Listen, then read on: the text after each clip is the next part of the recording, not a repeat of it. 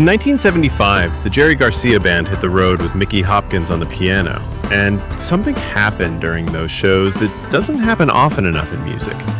Two different civilizations fused. The full soul of American roots music, country, blues, rockabilly, tore out raw and transparent and was met, head-on, soul first, by the embrace of the European classical tradition carried in by Hopkins.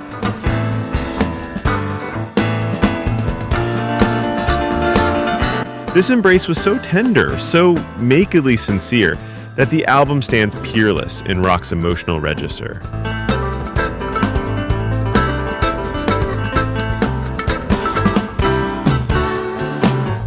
Hopkins, carrying the full weight of his conservatoire training, let the European imagination speak directly to the American soil.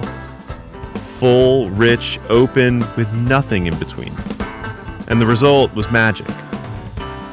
Hopkins teamed up with Garcia at the time when both were reaching their limit with the grind and grab of showbiz.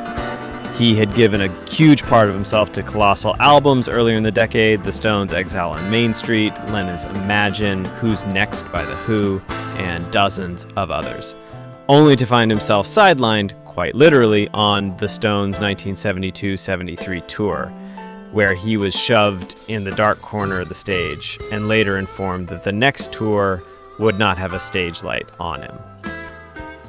By 1975, he'd seen enough of the ego parade and the men who take and forget what it means to give. And Garcia wasn't one of those men. By 1975, he was drowning in the sheer scale of what the Grateful Dead had become. A movement, a burden, a near cult. He wasn't riding the wave anymore, he was under it, drained, and looking to reconnect with a part of himself that made music in the first place.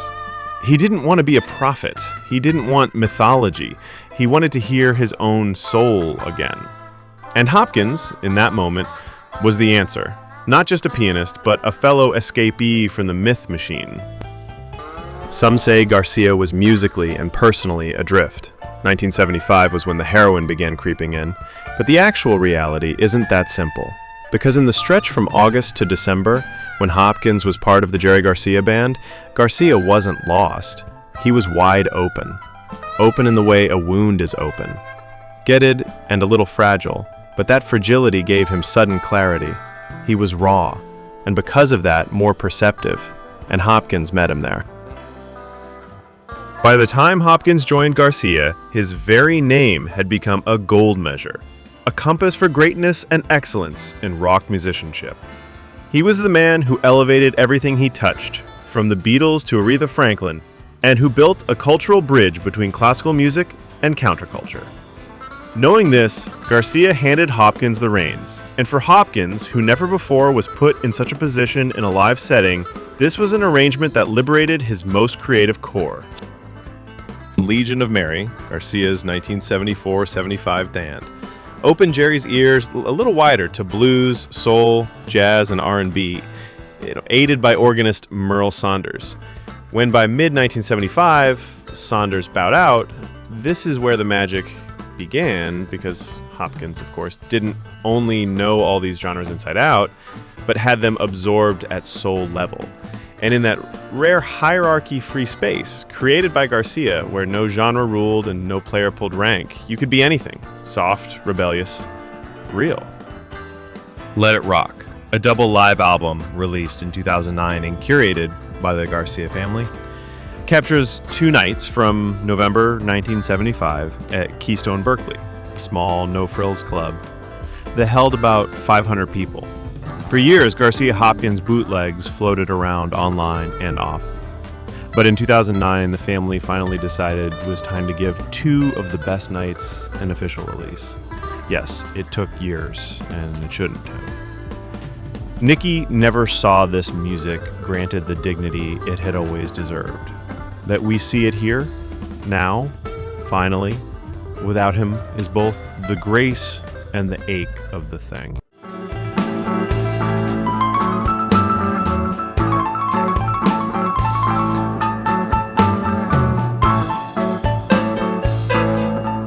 Right out of the gate, this album tells you it means business. The title track, Let It Rock, doesn't just open the album, it sets camp in your chest. It's Chuck Berry by way of Cosmic Americana, and Garcia is the landscape, while Hopkins is the weather. The guitar is not polished, not clean, but it bypasses the cerebral and goes straight for the gut, while Hopkins is all conservatoire, precise, with the deepest knowledge of harmony and stupendous technique.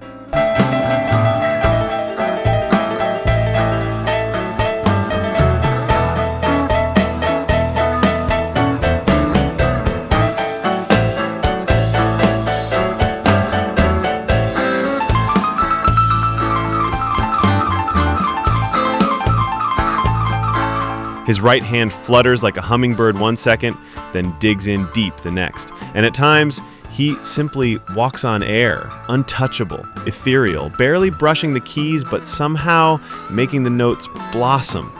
The two men's emotional coordinates meet. One all sky, the other all soil. And it sounds like truth.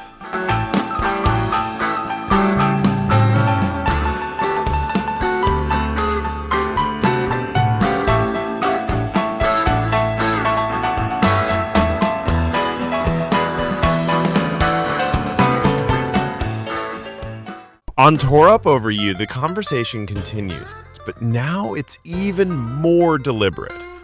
Hopkins is all strident grace, impeccably eared, impeccably judged. Every phrase he plays is sculpted. Changes in register paint the air like shifting light. Rhythm stretches and recoils like a rubber band. And then we hear ghosts of Debussy and Ravel, but Hopkins takes them in all their finesse to an American bar and offers them a seat.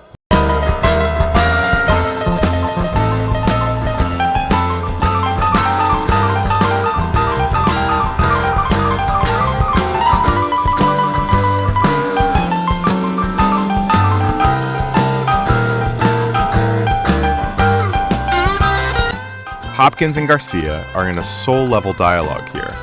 The way the piano tosses out little trills, and the guitar is right there to catch them. Or this one moment, blink and it's gone, where Hopkins echoes Garcia's lick, not as mimicry, but as a sort of secret wink. It's never repeated because it already said everything.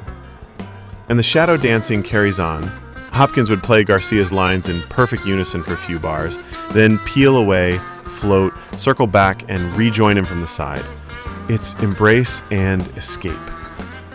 Not the sort of thing you write down. Garcia plays beautifully. Ornaments, rhythmic shifts, blues bends. His lines drip with feeling, and not in some maudlin way. But when it comes to harmonic daring, that's Hopkins' domain. He doesn't just play the changes, he interrogates them, spins them around, and sends them down alleys they didn't know existed. He modulates, swaps chords, engages counterpoint in real time, deconstructs the motif itself, jumps octaves, shifts registers, tests boundaries, unsettles the form. It's not just pushing the envelope, it's asking why the envelope was sealed in the first place. And so the music often skirts the hem of jazz, not quite in, but close. Both Hopkins and Garcia, especially Hopkins, know that they are playing within a tradition that has fed on itself for far too long, and do the best they can to take it out of the box. You hear it in the almost swing, the phrases that don't land where rock says they should. They reach, they stretch, but they don't quite break through. Because the truth is, you need a real jazz drummer to finish those sentences. A drummer with elasticity, conversational rhythm, sensitivity to ensemble shape.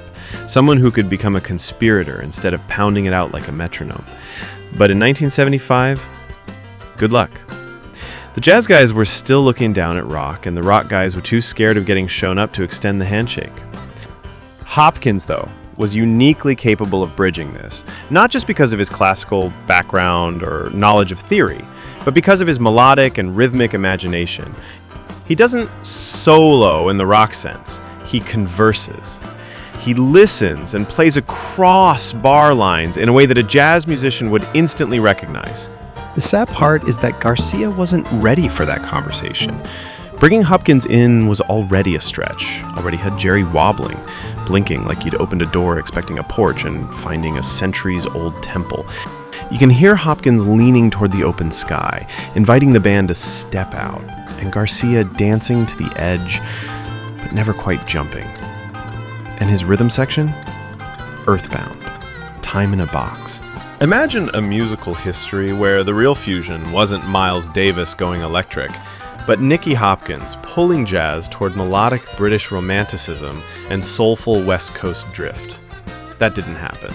But the seeds are on this album, the future that could have been. And that might be the most rock and roll thing of all, the glorious, wasted potential. But Friend of the Devil, that comes next, makes you forget all those jazz hypotheticals. This is where Hopkins really delves into realms beyond the tasteful, beyond erudition, and into the metaphysical, channeling something ancient. The intro isn't psychedelia because it's distortion. It's psychedelia in the deepest, truest sense of the word, mind expanding.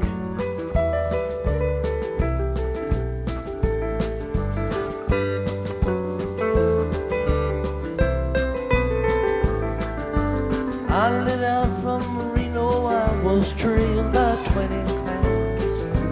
Didn't get to sleep that night till the morning came around. Set out running, but I take my time. Friend of the devil is a friend of mine. Won't get home before daylight, just might get some sleep tonight.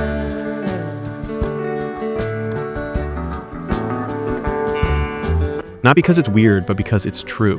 There is no acid flare there, not trip. His touch is glassy and weightless, but each note lands with a gravitational pull, a paradox. Hopkins knows how to thread this impossible wire between gentleness and gravitas, fragility and conviction. His playing flickers like a candle in a room you didn't know you'd locked. It wants air, it wants shelter, but it can also burn your whole life down and leave you better for it.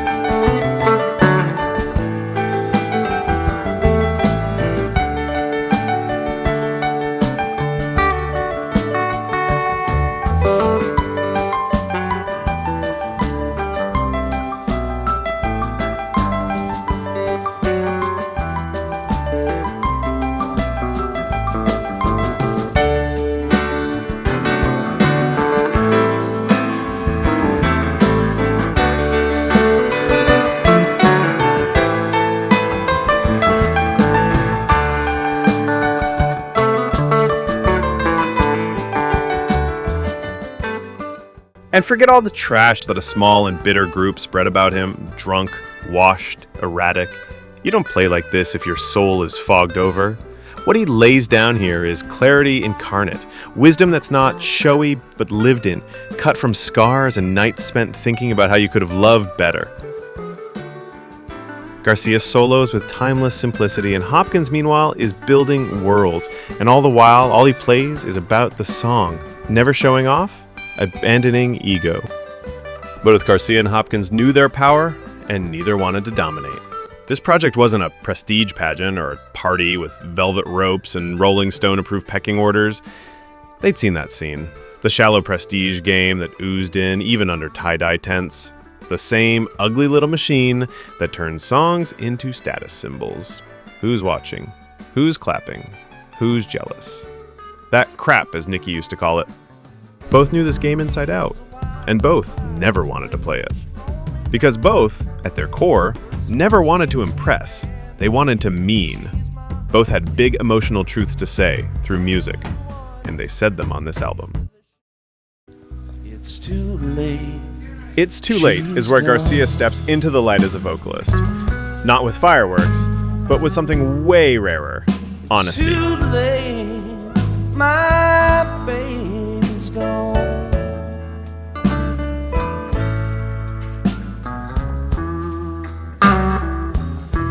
Wish I had told her she was my only one.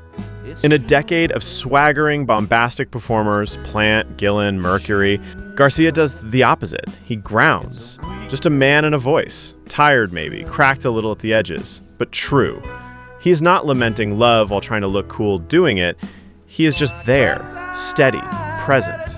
And it guts you, because he is not trying to make you feel anything. He is feeling something and inviting you to listen. He isn't trying to build an empire here like Jagger or Page. He is creating a space where music can breathe.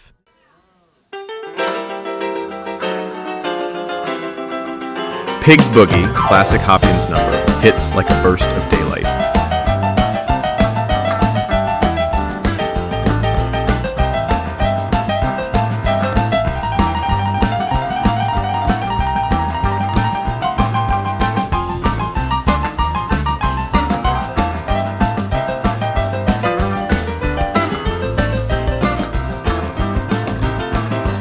It's not just a showpiece for his piano chops, which are, let's be real, galactic, but a whole living thing where genius doesn't need to prove itself, it just plays, giddy, untamed, electric. He is also bantering, and the crowd eats it up because they know Hopkins is letting the walls down and letting the joy spill out. The tune itself is dancing rhythm, ricocheting trills, and jazzy ostinatos. They veer gleefully into avant-garde territory, then whip back just in time to remind you, oh right, this is a boogie. It's like watching a metronome wrestle a hyperactive kitten. Graceful, chaotic, hilarious, and somehow perfectly on time. And yes, Pig was one of Nicky's actual cats, which makes the whole thing even more unhinged. The music pounces.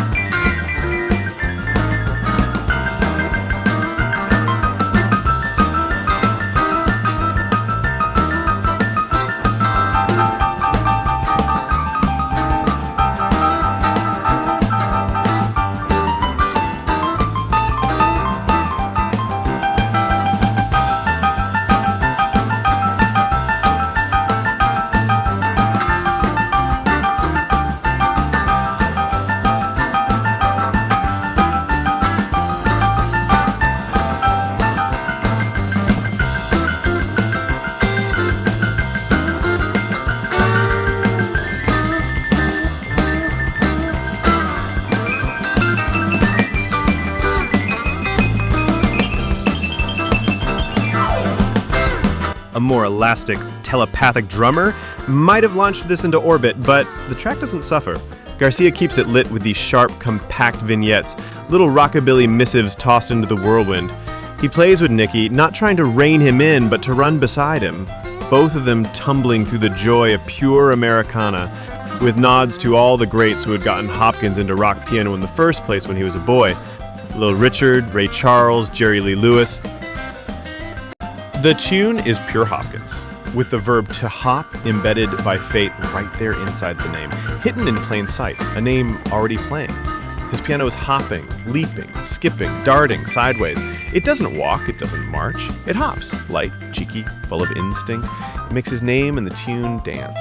It's joy, the truth, the living, leaping, unashamed light of him, the defiance and the delicacy, the chaos and the elegance, rebellion and vulnerability. Then John Kahn takes a turn on the bass, soulful, fluid. And Hopkins doesn't take five. He decorates the moment with playful high notes, building the frame as the painting's being made. He is not jamming, he is composing in real time. And the crowd? They are right there with him. They bark back his trademark woof woofs. Woof, woof, woof, woof, woof.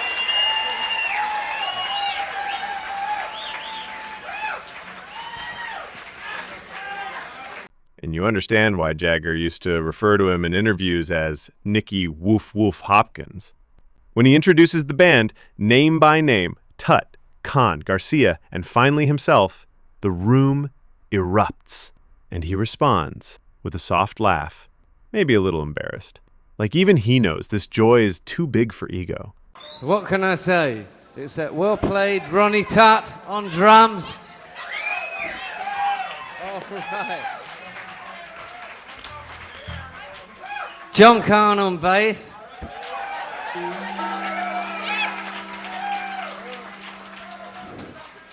And You know who's over there with the spectacles on, don't you? Playing lead guitar. Jerry Garcia, let's hear it for him.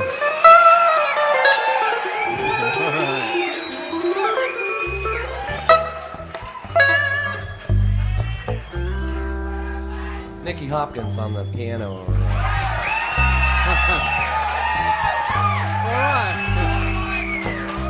All right, thank you. Then comes Sitting in Limbo, and everything changes. This is the deep heart of the record, the moment it stops being a session and becomes something else entirely.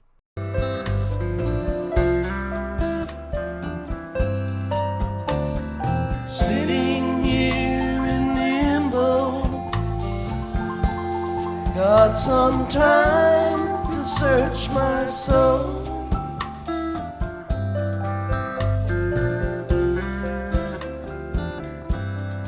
Well, they're putting up resistance, but I know my faith will lead me on.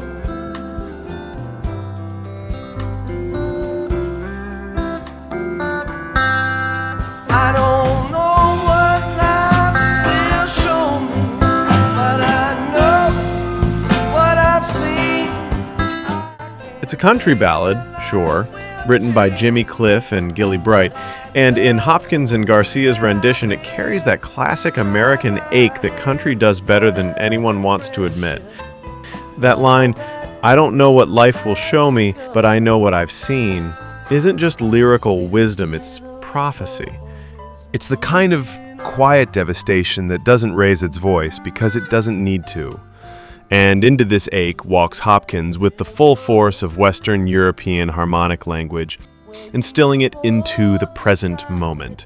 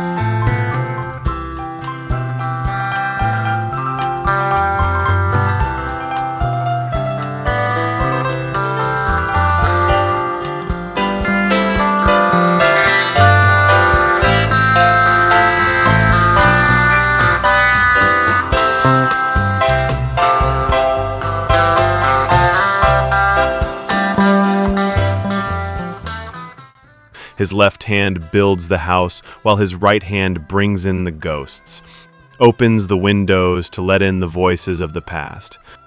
It's not just improvisation, it's spellcraft of the highest order.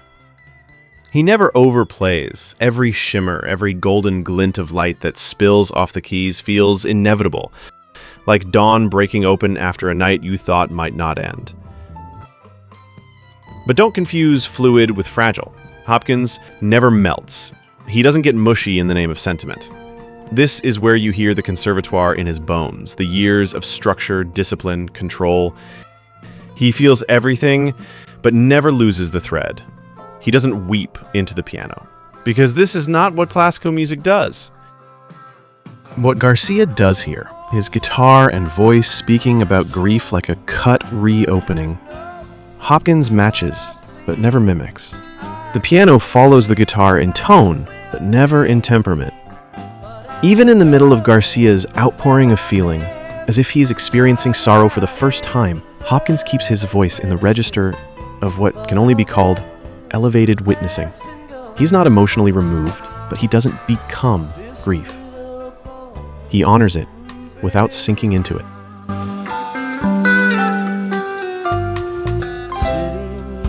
This is the understanding of sorrow the way of the old composers. Not as something to wallow in, but as something to honor.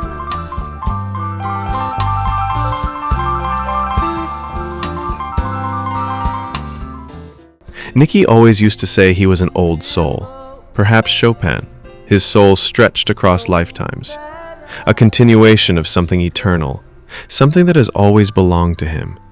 And you believe him here when he plays with this kind of grace. He is Chopin at twilight. Someone who feels like they have already lived through every war and every elegy, sacred without ceremony, eternal without effort. And when this heritage is brought into a country song, it hits like lightning. Suddenly the whole genre glows with clarity, like you were seeing the bones underneath the music for the first time. When Hopkins solos, he doesn't manipulate, he just tells the truth with such precise emotional accuracy, it borders on clairvoyance. Like he is not guessing what you feel, he knows. He doesn't hypnotize, he reveals. And what he reveals is the most devastating thing art can give us, a glimpse of the real. The kind that just is. Hopkins is not being cold with Garcia, he is simply unsentimental. It's what Brahms does, what Ravel does, what Bill Evans does at his clearest. He doesn't show you his wound, he shows you what survived it. And of course, he knows that American music at its core is about showing the wound, not healing it, not analyzing it, showing it. But he came from the opposite tradition where European music doesn't engage in demonstrations of pain, it encodes it. Nicky's body had already been through catastrophe, illness, seclusion, exhaustion, so music wasn't the place where he cracked. It was where he held himself together. But you don't get to be a world-class player, a real-deal professional, if you can't flip the switch and change the weather. And that's exactly what they do when I'm a Roadrunner follows next. On paper, it's just another country blues rock number, the kind of thing that could flatten out in the bar band boredom in lesser hands, but Hopkins doesn't let it go that way, not even close. He takes the familiar form and floods it with harmonic gold, chords so lush they shimmer. And it's not just the chords themselves, it's what's inside them, every note ringing out with richness you'll never hear from anyone else in rock. I'm a roadrunner, babe. Can't stay in one place too long.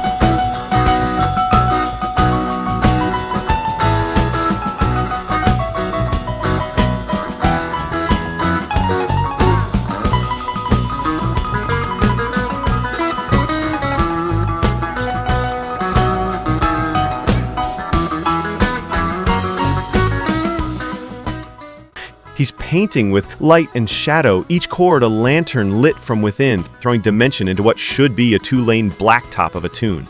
There's rhythm, sure, there's texture. But even before the soloing starts, the emotional landscape is already there, built by his left hand grounded to the earth, while his right hand casts spells. Then, the solos kick in and it's on. Hopkins, strutting without showing off, is all wit and fire and control.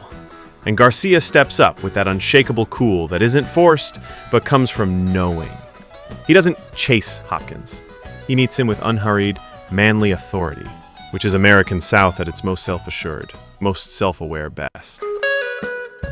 Disc 2 is no come-down. It's full of glimmering detours and ambushes. Hopkins' crystalline runs on I'll Take a Melody sparkle like sunlit raindrops, catching every iridescent color in the spectrum. Then there's the smoky, late-night sophistication of That's What Love Will Make You Do, a jazz blues cocktail so polished it wouldn't sound out of place at Blue Note at midnight.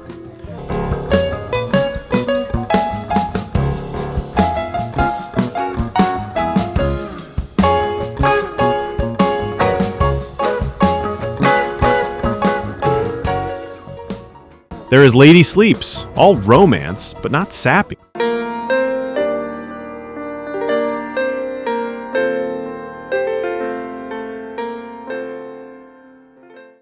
But two standouts rise above the rest. First up, Let's Spend the Night Together. Don't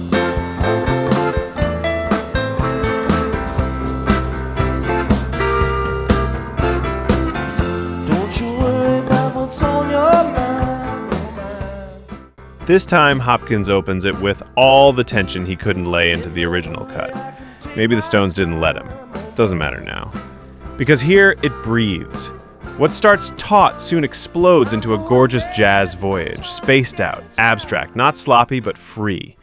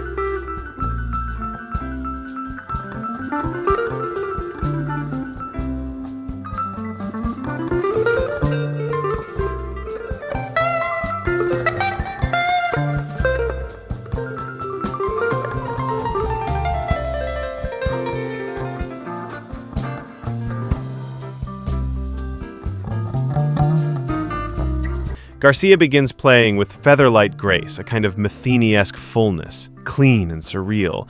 So precise and haunting, you can't help but wonder if this sound, this vibe, this levitating weightlessness was his real voice all along, hidden under the feedback and cowboy shirts. And Hopkins is leading. His harmonic work intense and directional. Like he's navigating Garcia across constellations only he knows. Not a note is wasted, nothing indulgent. The Berkeley audience gets it instantly. You can feel the moment when the room lights up, when they all realize they're not hearing a cover but a conversion, a secular miracle. The wild cheers at the end aren't polite, they are recognition. No tourists in that room that night.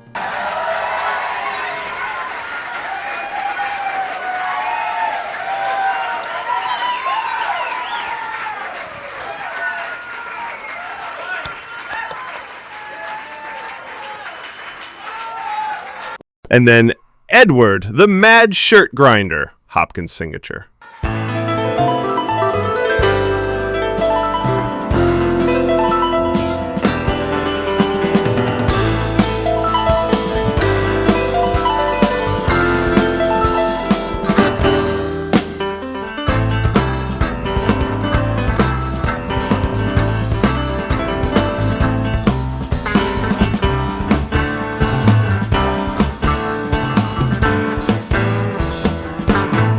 The riff alone is legendary, a mad, spiraling incantation, a whirlwind of American roots tangled with romantic fury.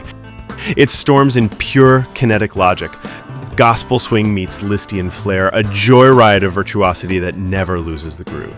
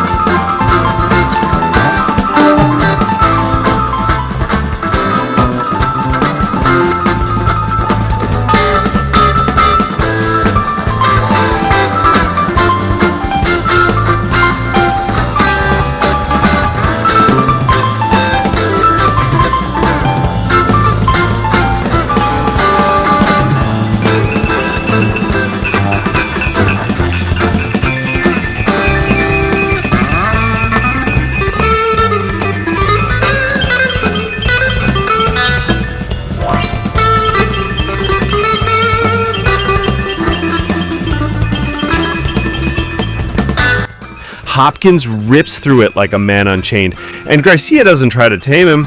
He just rides along, matching Hopkins with a serious, clear-eyed intensity. The number becomes the exclamation point on the album. Garcia never boxing Hopkins in, just standing back and letting him fly, half in awe, half in communion. And Edward is the perfect capstone, a counterweight to the album's emotional center of gravity, which, let's be honest, is sorrowful. Garcia was in a mood that year. His album Reflections, which was recorded that same year, is full of mourning. Perhaps for one woman he was leaving behind before joining in with another. Perhaps for the Grateful Dead he knew would never again be the same kind of band. On Mission in the Rain, one of the album's key tracks, Hopkins plays as if assuring Garcia of sacredness of life itself, a deep perspective from someone whose own life at times hung on a thread because of a volatile, cruel illness.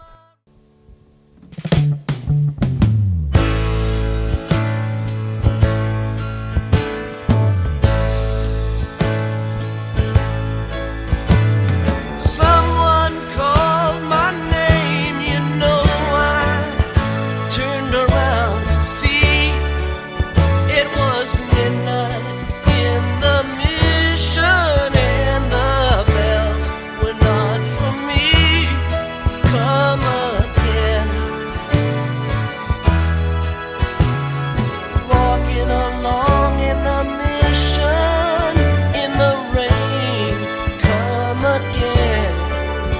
There's something strange in the way Garcia pulled Reflections off, but by the time the last note of it fades, you catch yourself thinking that love doesn't belong to one life, one moment, or one relationship. And this is perhaps the deepest lesson of this album, that sheer knowledge of life can transpose seemingly simple tunes into a deeper register than American ache. In 1975, Garcia was trying to create a world where music wasn't a commodity, and both Reflections and Let It Rock are documents of that moment in time. Music made for the sake of music, for the sake of musicians enriching each other spiritually and sharing the spoils with the audience. In return for this freedom, Hopkins offered Garcia the cultural capital of the highest order, conservatoire training, harmonic fluency, virtuosity, structure, polish, prestige from working with the Beatles and the Stones. He spoke a refined language of musical Europe, and Garcia received him as an equal, more than an equal. In doing so, he shaped the space and enriched the scene. His refusal of power became a new kind of power, the power to let something happen. The smear that Nicky Hopkins in 1975 was incapacitated and perpetually drunk, a lazy slander spread by voices adjacent to the Grateful Dead scene, came, as such things always do, from those already shaped by the very world Hopkins refused to imitate. While the hangers-on were trading in murk, Hopkins was trading in brilliance, playing circles around their stories.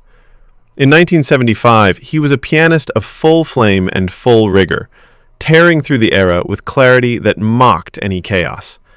If the hangers-on needed a scapegoat to deflect from Garcia's beginning heroin problems, they chose the wrong pianist.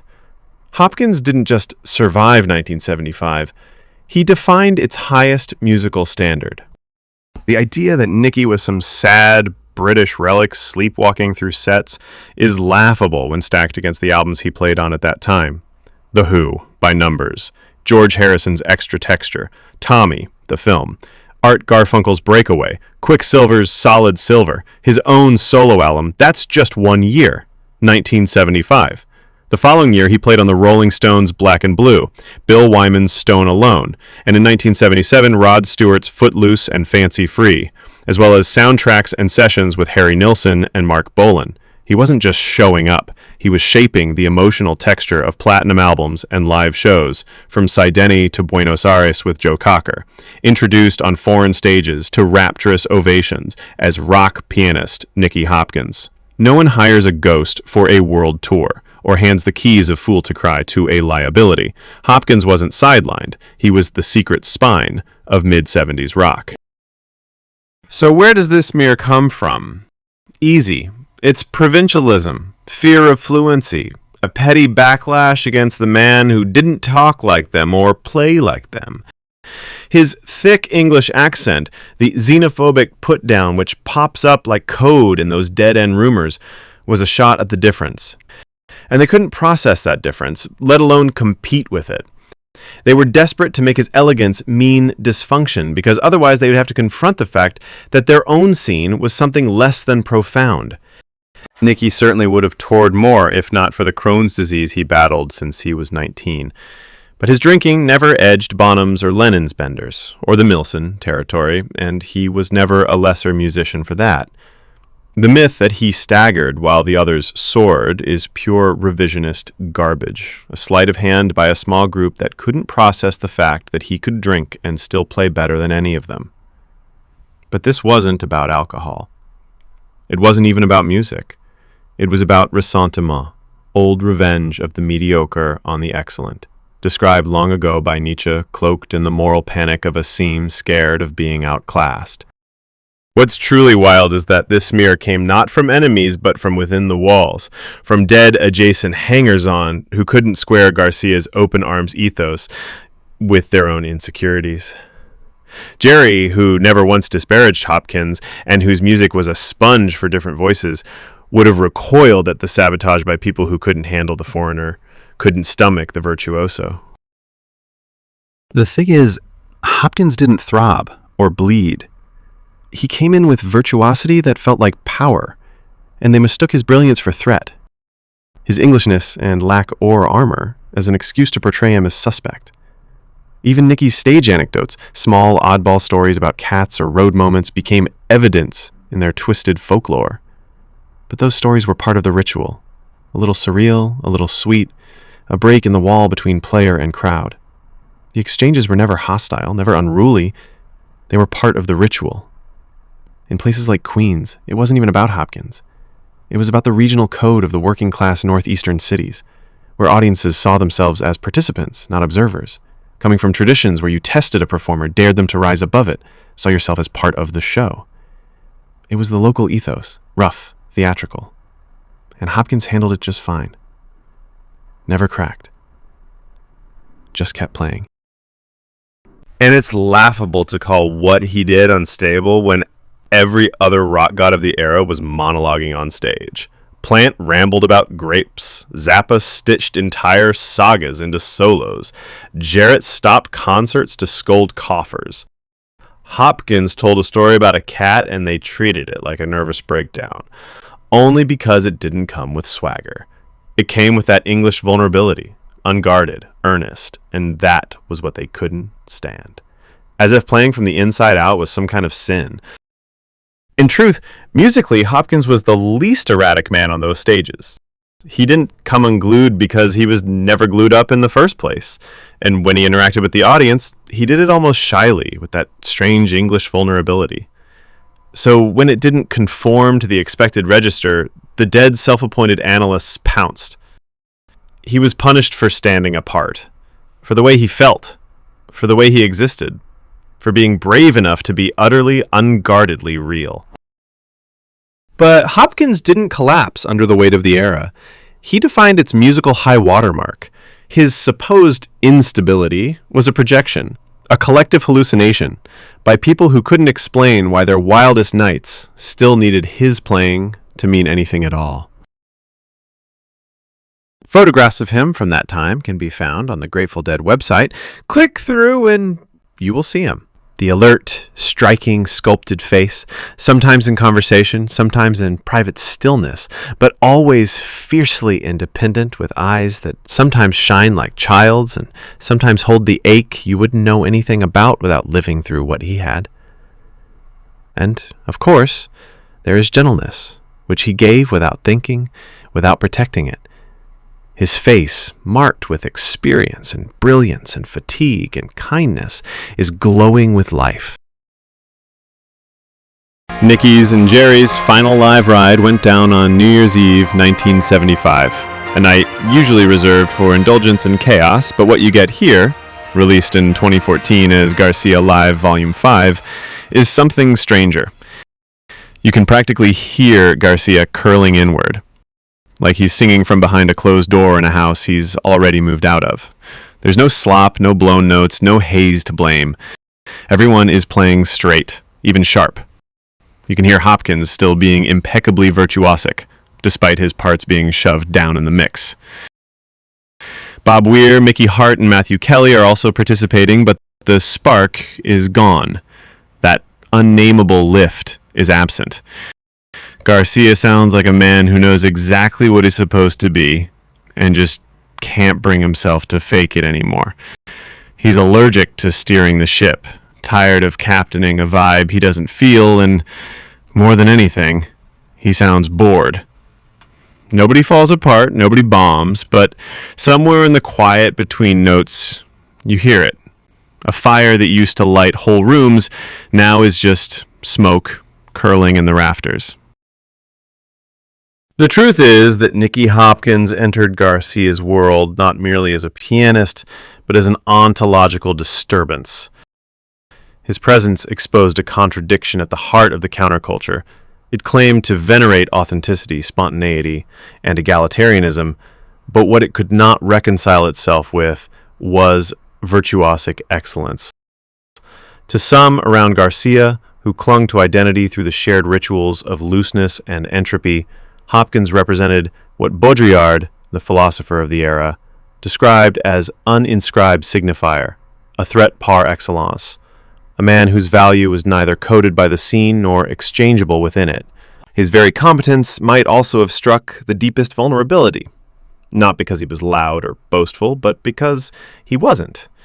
He embodied the Apollonian in its most unnerving form. Not rational control, but divine proportion, offering no aggression, no critique, only clarity. And when in classic ressentiment the hangers-on inverted the truth and called mastery dysfunction, it was not personal. It was structural. But before we start painting villains among the minority of the fringe faithful orbiting the dead sunbaked commune, let's talk about England.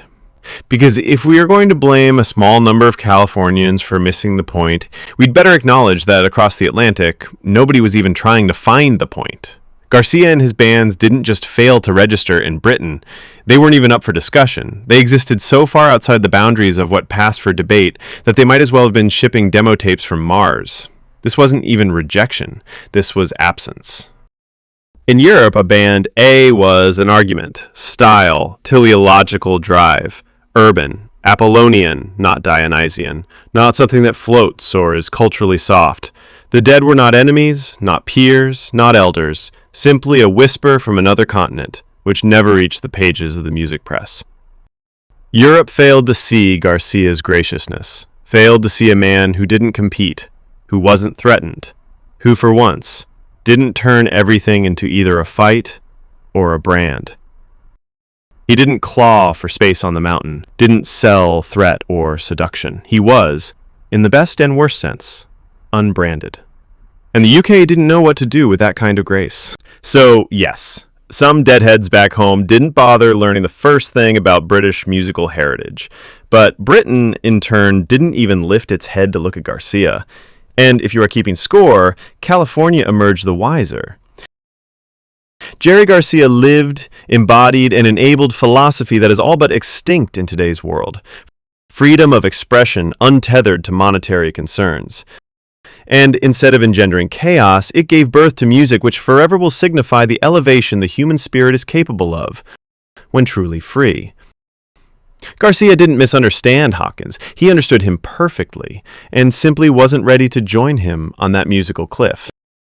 And Nicky Hopkins' life has been built on too many rooms, filled with too many people who took too much without even knowing what they were taking, who clawed at money, at fame, and have forgotten what it means to truly give.